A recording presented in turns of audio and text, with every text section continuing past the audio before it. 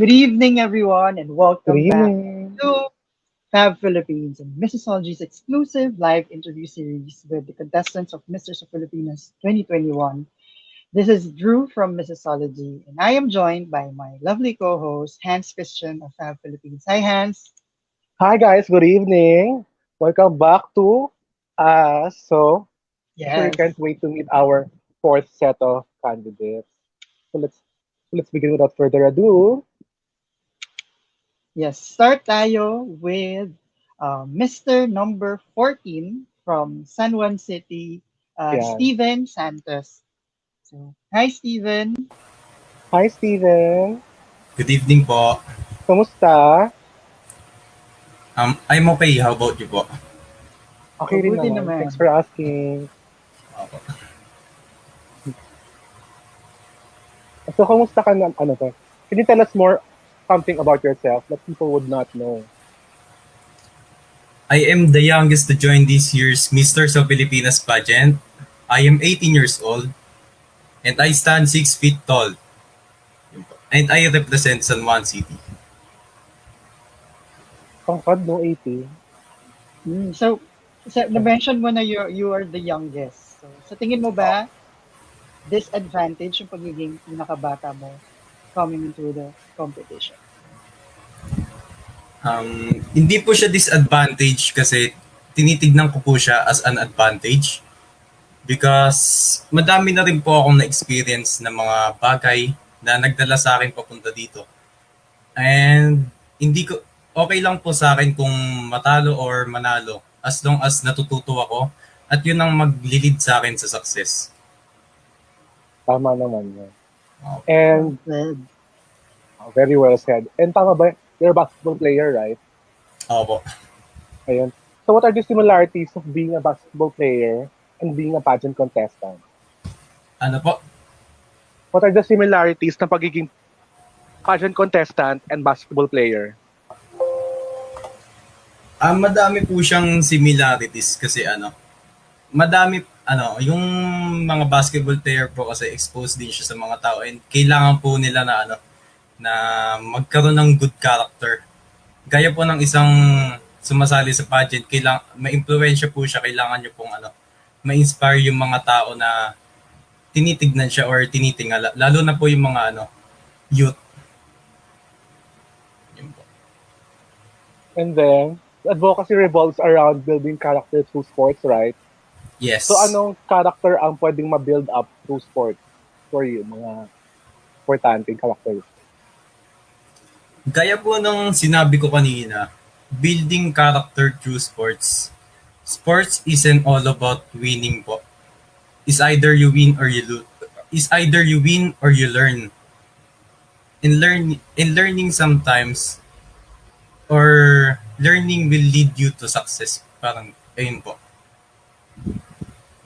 Ganda yun, ah. Opo. You win or you learn. Tama. Very good yun. and I have another question, Steven. Is Mrs. of Filipinas your first pageant na sinalihan? This is my first time joining pageant po. Okay. So, sanay ka na sa mga competition as a basketball player. But Yes. what do you hope to gain? Anong gusto mong matutunan sa pagsali mo sa Misters of Filipinas? Sa akin po kasi yung mga ine-expect ko po dito unang-una yung brotherhood. Yung paano makisama sa mga tao. Natutunan ko na po siya bilang basketball player pero gusto ko pong magkaroon ng brotherhood katulad sa mga ibang contestants po. And iba po ang basketball player kasi sa isang lumalaban sa pageant. Yung lumalaban po kasi sa pageant, meron siyang purpose kung bakit siya lumaban. Hindi lang po siya pumunta doon para magpasikat. Hindi lang po siya pumunta doon para magpakita ng katawan. Pumunta po siya doon with a purpose. And that purpose is to inspire the people who are watching po. Wow. Well said. I like what you said na inspiring people, especially now at the time of a pandemic. So, Totoo. Steven, before we move forward to our next candidate, hingin namin yung message mo to all your supporters who are Ah, watching right now. Good evening, guys. Support niyo po si Misters of Filipinas and Juan. And thank you po sa lahat ng nagko-comment, nag-add sa akin, nag-chat, lalo na po yung mga good luck. Dahil po sa simpleng bagay na yun, na-appreciate ko po yun at napapalakas po ang loob ko para maging proud po sa akin yung San Juan po. Yun po. Yes. And I'm sure they're all proud of you. So thank you, Steven, for Thank you, joining us. Steven. And See you we will see later. you again later. And now, Hans, from San Juan City, dayo naman tayo to Manila in Tondo with Mr. Number 21, Kenneth Aniban. So, hi, Kenneth. Hi, Kenneth. Hi, good evening. Welcome. Good evening, Hans. Good evening, Drew. My Hi. name is Kenneth Aniban, 20 years old, standing at 5'10", representing the beautiful city of Manila, Tondo. The one thing about me is I love watching pageantries, I love playing sports, and I love working out. So I'm very blessed to to be in the interview with you guys. It's a very big blessing. So thank you. Oh, I advance love it. mag-isip, in fairness. Oo. Hindi pa natin siya tinatanong ng next Very good. question. Advance Nasagot na mag-isip. niya yung Oo. self-introduction. Thank you. So, aside from all the things that you mentioned earlier, Kenneth, ano pa yung one thing na hindi pa namin alam about you by just looking at you? For me, if you're looking at me, you automatically think that I'm a very active guy. Pero when I'm alone or when only in the bed or there's no activities in my schedule, I just love watching videos on YouTube. I just love watching movies on Netflix, just the regular thing. Just because I've joined Misters of Filipinas or I've gained a lot of audiences throughout this process, I still live my life normally, and life changed, but the most important thing is that I've gained here is just the respect that I so wantedly deserve from other people, and just overall just improve myself throughout this journey. And I'm hoping that I have a chance to give a great show to the people who are going to watch in Negros and who are going to watch live from the Go Shopping Philippines Cineplex. So Yes. Very And eloquent. oo nga eh. So, based on my research, Kenneth, you are working in the IT industry. yeah, Yeah. I was mostly IT, but right now I'm just focusing on this pageant and just focusing on Mhm. being a model or being an artist. But along the Mhm. lines, I was an IT, a Yes. tourism. I was three things. Three things. I Haha. was a tourism student. I'm a Uh-huh. IT student and an engineering student. So I Oh. was not I was not well prepared being an engineer. I was mostly prepared being as being a tourism student, but due to the pandemic, I stopped with school. So I'm here right now just preparing for the pageant. So, ang dami mo palang mini-major. So, Yeah. going back to my question. So, you're a jack of all trades, kumbaga, Yes. Kenneth. So, why did you start competing in pageants? What's in it in Misters of Filipinas that drew you? The first thing is just I was the first pageant that I've joined is just because of grades. Like when I joined the first pageant that I've ever joined, they told me that I was going to get a plus grade in a major subject. So that's the one thing that I did, which was audition for that pageant just because of the grade. But fun fact, I didn't get selected as the first 13 candidates there. I was just a Mhm. replacement because of one of the candidates backed out. So I was just a replacement. And look at me now. Because of that fire or desire, because of being a replacement candidate, it drove me into something that I wanted to prove that committee wrong, that they've dude, they did a big mistake of just being a replacement candidate. And look at me here right now. I was overflowing of confidence right now, and it drove Mhm. me 6 months back. I heard that during the pandemic, every pageant has stopped, but there's a possibility of one pageant, which was Ginoong Pilipinas, if I'm correct. there was just this pageant that someone messaged me on Facebook na they were looking for a candidate to represent Manila in Pilipinas. And 6 months back, I was just preparing for that pageant. Then my manager told me that there is a more prestigious pageant, which is the Misters of Filipinas. So, being a picky mind, I researched about Misters of Filipinas and I saw my idol there, which was Ion Perez. That's the first thing that I saw, which was Ion Perez. Then I researched the last year's pageant, which was the winner was, I think, Tommy Piñaflor. Yeah. I watched their batch, the whole show. I watched the whole show. Then it sparked my interest. Na I have a possibility of joining this pageant, so that drove me, and I auditioned, which was in July 12th, I think. No, June 12th. Sorry, June 12th. I auditioned.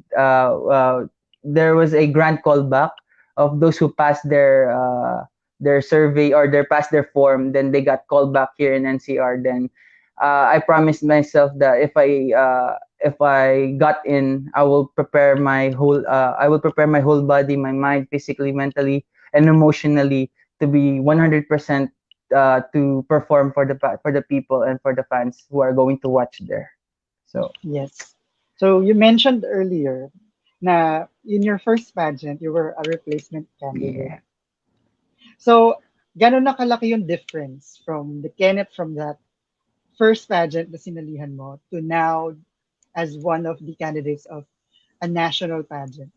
Right now, the number one thing that I've gained is just confidence. Like I'm now representing a city, not just a school or not just a part of something in the school. I'm representing now the city, which was a big confidence booster for me because I didn't expect na I'll join this kind of pageant. I didn't expect that I'll get in, even though I'm confident that I can give a great show. I didn't think that I can get in this kind of field.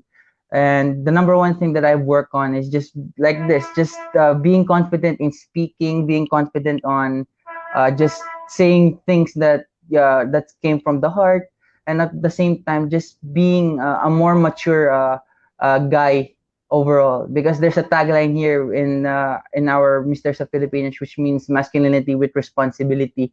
And I think after this 2 months of preparing, I think I can resemble that masculinity with responsibility. Yes. And for my final question, Kenneth, you are oozing with so much confidence. Pero aside from from being confident, ano pang quality in yourself that you are most proud of that you think will help you win?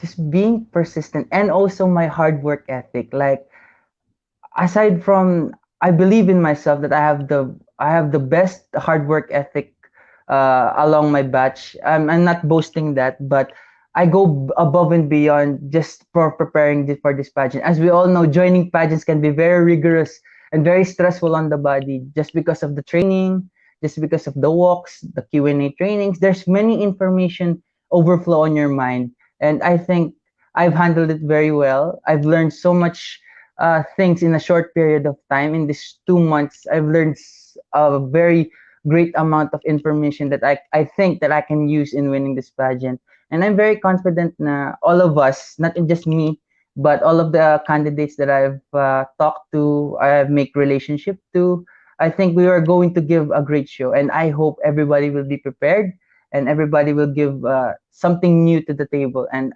I promise you that I'll give a great show, and I'll give something new, a new flavor to the pageant or to this show. Wow. Yes. And Best in before, answer. best in answer nga ako, may nag-comment na, male Rabia Mateo ka daw. Wow. Ay, fun fact. I just want to let this out. My favorite candidate in a pageant is like the first pageant that I watched was Miss U 2015, which was Pia. Uh-huh.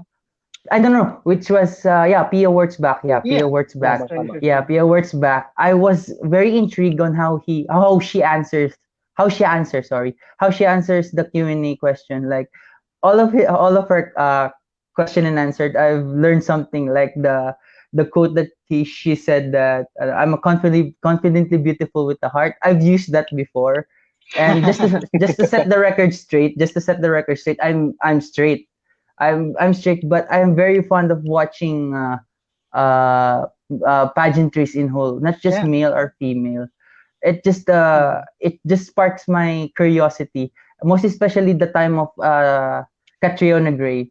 Like she is representing the city of Manila, Tondo. She is representing Tondo, Manila. But for me, we are the same, but two different advocacies.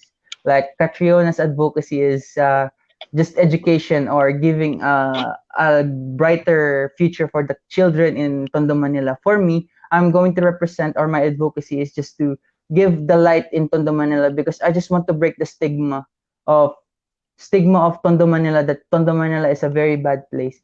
But Mhm. if you think about it or watch my advocacy video, you will see you can see the beautiful places in Tondo, Manila. And if you watch my advocacy video, I also told in my video that with the right mindset and with the right exposure, we can make Tondo, Manila the best tourist spot in the Philippines. And I firmly believe that 100%. Yes. Confident. And tama Very ka well rin na said. pageants are for everyone, no? Tama yun. Yeah, Tama, not tama. just for True me. yan. So Oo. thank you, Kenneth, for Ano. Thank joining us. you. Okay, And see we will you. be seeing you Mhm. more of you See you later. So, Okay, later. thank you, see Drew. you Thank you, soon. Hans. Thank you Welcome. din. Ayan. Now from Manila naman, let's all go to Mandaluyong City with Mr. number 25, Gerald Castaneda. Hi, Hi, Gerald. Hi, Gerald. hello. Good Kamusta ka evening po. naman? I'm good. How about you po? Oh, doing great din. Salamat. So, Oh, let's that's nice. begin. So, can you tell us more about yourself and something na di makikita ka agad ng tao when they see you? Okay. Hi guys. By the way, I'm Gerald Castaneda, 20 years old, stand 5'10", and I represent City of Mandaluyong. I'm currently studying at Rizal Technological University, taking up Bachelor of Science in Education, major in PE, and I'm also a varsity player on same school. And I have a TikTok account, by the way, and I'm thankful of my 105,000 followers. That's it. Wow. Iba rin naman ang TikTok. Wow. Grabe. May TikTok influencer para May tayo influencer dito. pala dito ngayon. True. So, ayun, sabi mo nga, ano ka, major in physical education, right? Apo. Oo, And that is so, my advocacy po. so can you discuss more about your advocacy on physical health for a higher immune system? By the way, during this pandemic, we all know that we all experiencing like mental issue like anxiety and awareness. But if you just follow my advocacy, um, conditioning your body, your healthy mind, it will boost your immune system. That's it po. Short and sweet. Okay. So, how do you think you can be an inspiration or of inspiration pala to others?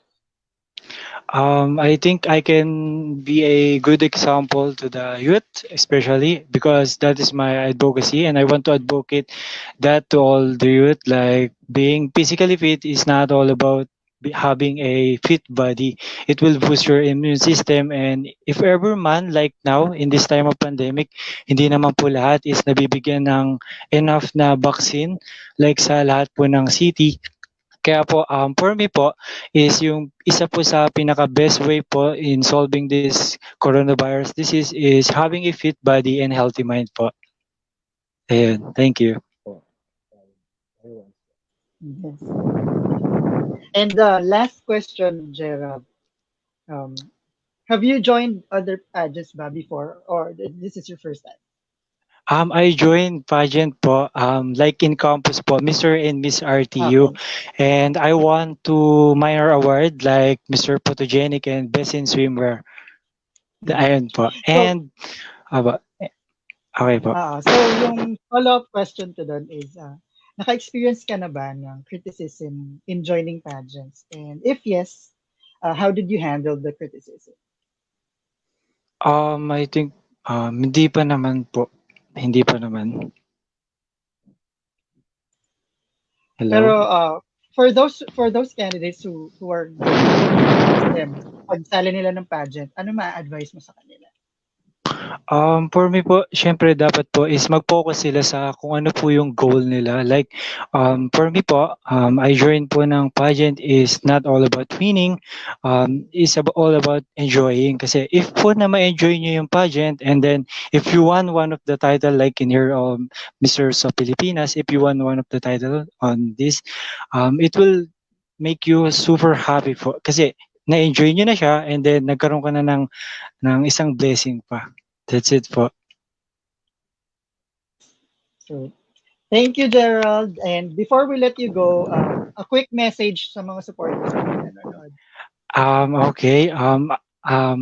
Tulad po ng nasabi ko lately is nagte-thank you po ako sa 105,000 followers na nag-support sa akin sa TikTok. And now, nababasa ko po sa comments na lagi po nila sinasabi is good luck to your journey on Misters of Filipinas. We hope that you do your best. And I promise to all of you that I will do my best to make you proud and my city also. That's it po. Thank you. Once again, thank you, Thank Gerald, you for rin joining naman, us. Thank Gerald. you. Thank you po. See you later. We'll see you. So now, Hans, from Yes. Mandaluyong, lipad tayo to north, drive tayo to north, to Olongapo City with Mr. number 28, Kevin Lacanelo. So, hi, Kevin. Hi, Hi Kevin. po. How are you? I'm fine po. Kayo po. Hi. Okay na okay din. So, hindi na natin kailangan tanongin si Kevin kung sumali na siya ng iba pang pageants kasi naka-display na din sa Kita background. naman natin. But Wow. before our question, Kevin, please introduce yourself to our viewers. Ayun. Hi everyone. I'm Kevin Lacanelo, 20 years of age, representing Olongapo City. And I'm a dream big global artist and social media influencer. Ang dami nating influencer pala ngayon, no? Yes, meron. So, Kevin, related to what you said na social media influencer, how do you think being a social media influencer can help you in your journey in Misters? So yun po, as a social media influencer, una-una po sa lahat, ni-encourage ko po yung kabataan na katulad ko na nangangarap and passion po yung pagpapageant na wag silang susuko sa mga gusto nilang gawin and mag-explore lang sila para ma-achieve nila yung mga gusto nilang gawin and gusto nilang marating. Yes po. Yes, and now, Kevin, I know that you joined Misters of Filipinas right now. Before you've joined a lot of other different pageants. So why did you join Misters of Filipinas? What's in it in Misters that you wanted to join and win? So yun po, syempre po, nakita naman po sa likuran ko, marami na po akong previous pageants. And una-una po sa lahat, hindi na po bago sa akin ang pageant. Ang pinagkaiba lang po nito is malaking event talaga siya, malaking competition. And hindi po siya biro-biro na kailangan talaga more training and more practice sa Q&A, modeling, and syempre physical and mental po. Yes, that's correct. So I think Hans has another question. Yes, I have a question for you. Your advocacy is about indigenous people and indigenous Yes, displacement, right? So, Opo. could you elaborate more on that for the people who are not aware? Yun po, my advocacy is indigenous people. Gusto ko po kasing bigyan natin ng pansin ng ating kultura o yung ating katutubo kung saan tayo nagmula. At sana kaya nga sabi ko po sa aking advocacy, gusto kong makatulong kahit boses ko lamang ang aking puhunan.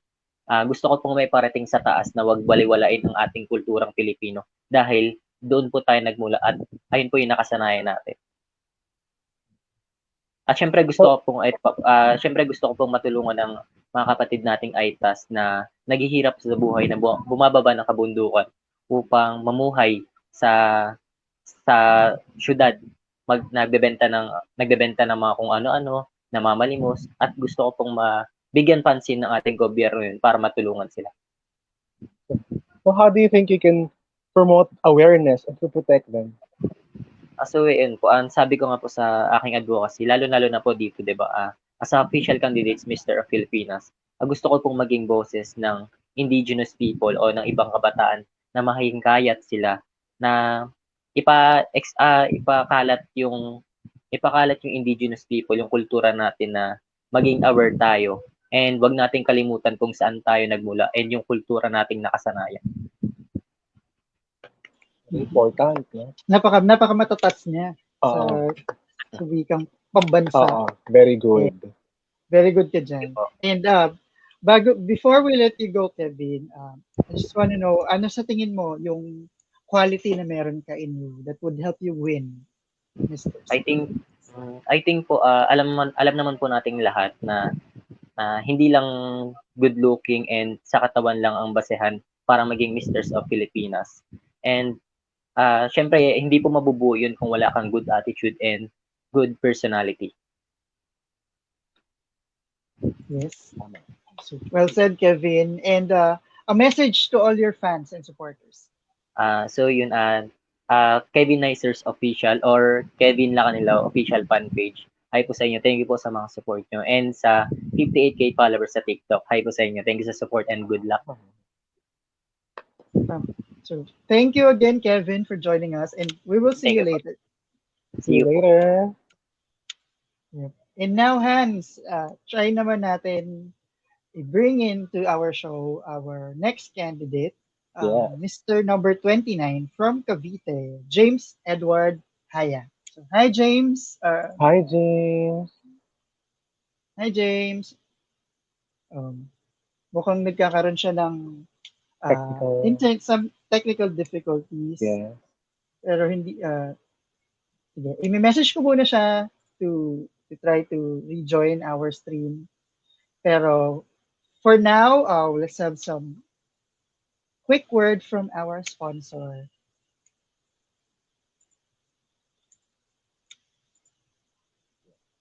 This show is brought to you by Bethlehem, the House of Bread. Each bread and every food item served at Bethlehem is prepared in a traditional way, ensuring the authenticity of the products. Dishes are made upon orders and served fresh on the table, with quality as top priority.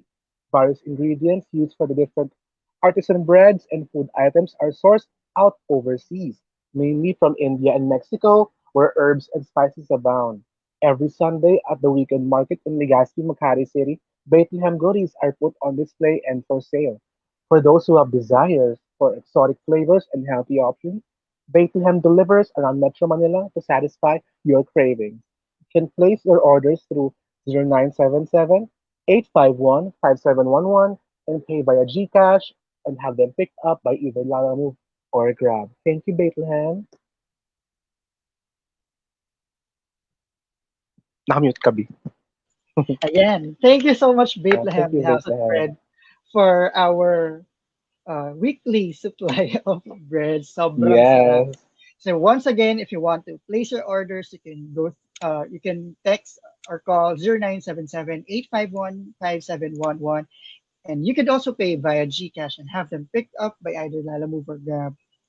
And to check out all their menu and their products, you can go to their Facebook page, Bethlehem House of Bread, or their Instagram account or their website. So that's it.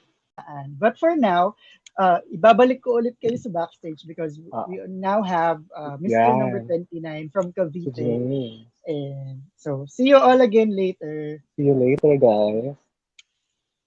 So yan. Welcome naman, James. So welcome back, James. Finally, ayaw ng internet. Sinuwerte rin tayo. Good evening po. Yeah, so it's nice to see you again, James. Hello po. Nice meeting you po again. So, kunyari hindi ka pa namin kilala, James. So, buti naman. Kunyari hindi ka pa namin kilala. So, could you tell us something that people don't know about you? So my name is James Edward Haya. I'm 22 years old. I was born and raised in Dasmariñas, Cavite, and I took up accountancy, business, and management. And I studied vocational course at Magsaysay Center for Hospitality and Culinary Arts. And now I'm currently working in an international language school as a marketing officer. And I love to play strings, instruments, ukulele and guitar. And I'm also a varsity in my junior high years and senior high school. Basketball player po. Wow, daming ikakaabalahan ni ano. Yes. So, maraming mahirap na question si Hans sa'yo. Oo. Pahirapan ka niya ngayon. Pero feel ko naman Kasi ikaw yung kaya. last. Oo, Pero kaya yan. before yung tanong ni Hans, so may tatanong lang ako sa iyo. So, James, ano yung mga hardest sacrifice that you had to make while preparing for Misters? May sacrifices po is yung sa family ko rin po. So, bihira ko lang din po sila makita, bihira din po makauwi sa 𝗪𝗪𝗪𝗪𝗪𝗪𝗪. Kasi dito po ako sa Mendes ngayon naka-base. So, nandito po yung work. So, dito rin po ako nag-stay. So, family ko po yung sacrifice ko ngayon. Though, nauwi naman po ako kahit paminsan-minsan. Yes, ang hirap din, no, pag pandemic kasi hindi mo kasama. Relatable, no? Pero I'm sure that they're very proud of you. Yes. Especially ngayon na kasali ka sa Misters. So, now, Hans, pahirapan mo na si James. For sure naman, kaya mo to sagutin. If you had a chance to discuss one social issue sa mga ating world leaders, anong important issue ang gusto mong pag-usapan kasama sila? I think yung social issue na dapat pong pag-usapan and napapanahon ngayon is yung poverty. So, as we can see po, marami pong tao ang nagsasuffer po sa poverty, suffer po sa hunger. So, kailangan din po pagtuunan ng nakakataas yung nasa ilalim din po and kung paano po sila kumilos para po sa kanila, para kung paano po sila mabuhay, then kailangan po bigyan sila ng work or mailipat po ng place na relocation po para po sa mga less fortunate. So, mabibigyan po sila ng chance para mapagputa po ng business. So, makakapag-grown po sila ng money para po sa families nila. Tama. Very timely ang poverty, no? So, my next question for you is, what is your philosophy in life and what do you value most? I think time is gold. Philosophy in life. So, yung time po kasi is talagang powerful po yan, lalo na po pag sa work po ang pag-uusapan. So, kailangan po natin yung time, kailangan po natin mag-exert po ng effort para po makapag-work on time or makapunta po sa workplace ng nasa oras. Tama naman. Kasi di mo na mababawi ang time mo pag lumipas na, no? So, I have another question for you. During the time of COVID, the pandemic, do men fear responsibility more than women? Na yung money sa pagkain or more on equal siya? Yes po, sorry po. Medyo nag-choppy. Sige. Do men fear responsibility more than women during these trying times, during this pandemic? Or more on like equal yung pressure, gano'n? I think po more equal naman po sa pag-work po ng women and women. So, nababalance naman din po na makapagbigay po sila ng money sa families nila. Hindi ko masyado na question. Nag-choppy yata siya, Hans. Choppy ata. Anyway, James, may last question. May last question to you. Okay, Narinig mo ako? Yes po. Okay, yung last question ko for you, James. What do you hope to gain by entering Misters of Filipinas? Ano yung gusto mong matutunan at makuha? In the first place po is sumali po ng Misters of Filipinas para mag-gain po ng experience, magkaroon po ng brothers and sisters dito po sa organization. So, and gusto ko rin po ma-improve yung sarili ko as an individual. Gusto ko rin po maging responsible lalo and kung ano po yung matutuklasan ko sa sarili ko para mag-improve po. Yes. So, once again, thank you, James, for joining us and for trying so hard na makakonect. But before that, I'll give you the opportunity to greet your fans and your supporters. To my supporters po, thank you so much. So, sa ginagawa niyo po lahat para po sa Team Cavite. No, sobrang na-appreciate po namin yun. So, thank you po. Masahan niyo po na hindi ko po papahiya ang province of Cavite.